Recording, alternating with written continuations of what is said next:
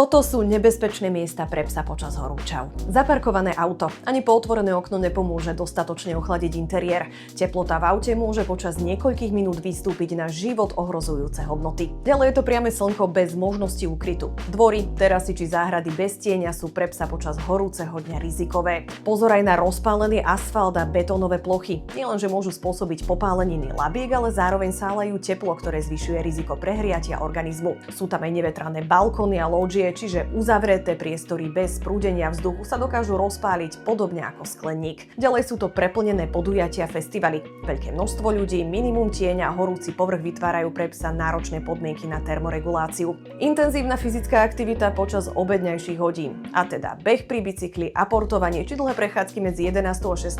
hodinou výrazne zvyšujú riziko úpalu. Zle vetrané miestnosti a podkrovia. Áno, aj doma môže byť psovi nebezpečne horúco, ak teplota v interiéri stúpa a vzduch neprúdi.